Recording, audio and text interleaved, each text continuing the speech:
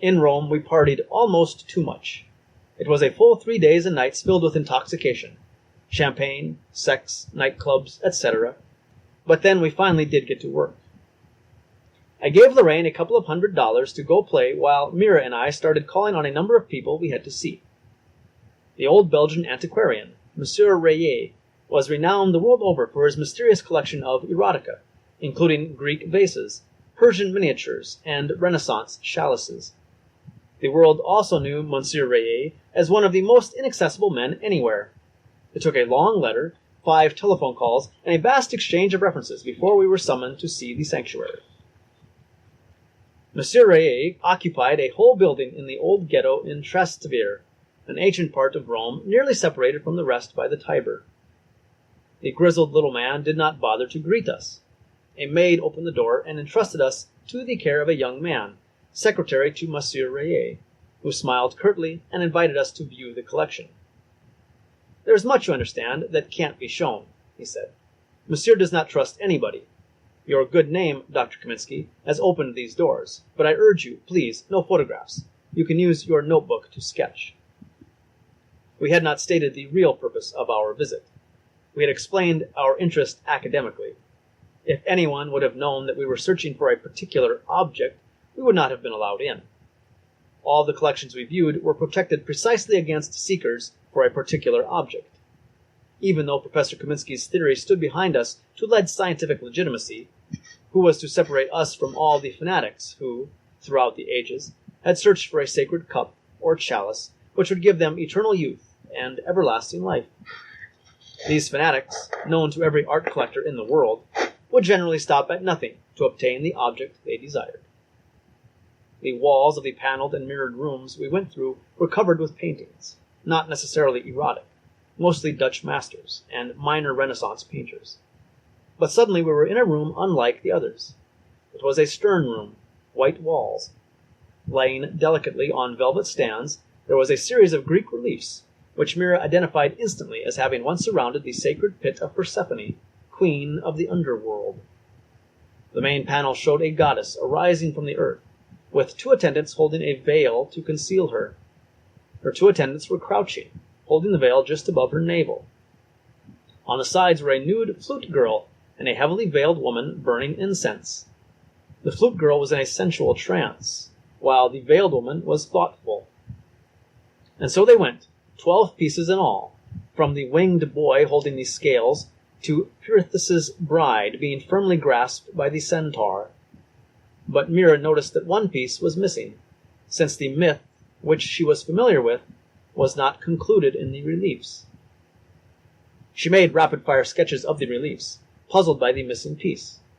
I couldn't help but think of the incredibly urgent nature of this art. It wasn't ancient art in any sense. It spoke to our situation here and now.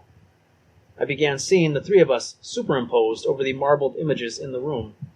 We fit the role of those gods and goddesses just fine.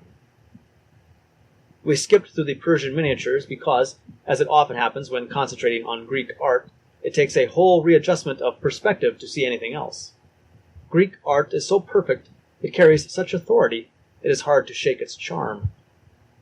Monsieur Rayet himself gave us a 3-minute audience before we left. He was so tiny and wrinkled, I saw a gnome. He said, "I try not to be terribly moralistic concerning people's reasons for seeing my collection, but I am curious." "A strictly scientific inquiry," said Mira. The old man gave a dry laugh. "There are overt reasons, of course. Far from me to deny their importance. What is the purpose of your study?" As if not hearing him, Mira asked abruptly, "There should be 13 reliefs of Persephone. Do you possess the last one?" Monsieur Rayet studied her quietly for a few moments. "The conclusion of the myth is not on a relief. Only 12 reliefs surrounded the pit. If there is a 13th, it is not a relief, but rather a sacramental object in the hand of the goddess. No one has ever described it. It seems that it was stolen early in the 5th century by barbarians." Turning to me, the old man said, "And you?" "Brandon Stone, sir. I am a writer. I am Dr. Kaminsky's companion." Ah, he said.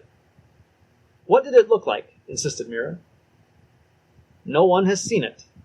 And now, if you will forgive me, I must have my injection. I couldn't help thinking later, when Mira and I sipped a meditative espresso at a little Barretto, that the old man had seen through us so far, in fact, he had glimpsed Lorraine shopping in Rome, and conducting, at that very moment, a flirtatious conversation with a good-looking Italian man. You are so happy, signorina, said the man. Would you like to have a drink? Sure, said Lorraine, imagining, rightly, that the man will carry her bags for her. She bought 6 pairs of black silk underwear at a lingerie shop, a zippered motorcycle jacket, a hat with a short veil, and 1 pair of black riding boots. Are you married? She asked, looking at him through her pernod. The man unwrapped his brown shades from around his face and smiled. I am, signorina. I most certainly am.